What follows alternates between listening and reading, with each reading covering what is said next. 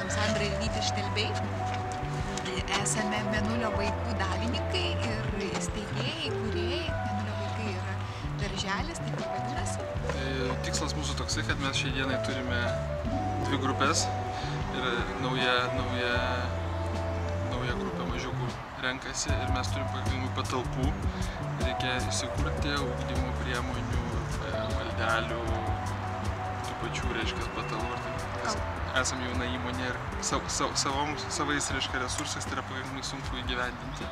Mūsų darželis yra idėja tokia, kad tai būtų ne tik tai vaikų darželis, kur tėvai galėtų palikti vaikus visom to žodžio prasmėm, bet tai, kad tėvai dalyvautų veikloje, kad kartu bendrautų, kartu dalyvautų ugdyme.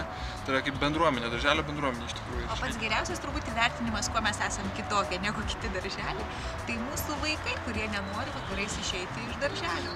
O kitas dalykas, kad mes turim pasakyti, kad mes esam tikrai centre Vilniaus, netoli Lukiškių aikštės. Ir dar mes esam labai laimingi, nes turime labai žalią ir didelį kiemą. O centre turėti tokį dalyką yra tikrai prabanga. Aišku, turime savo parengtą programą, kuri yra turbūt vienintelė, nes niekas kitas, nei vienas darželis tokios programos neturi.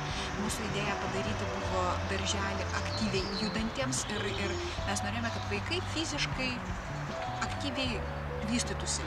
Iš šitą veiklą yra pagrįsta abipusio pasitikėjimu.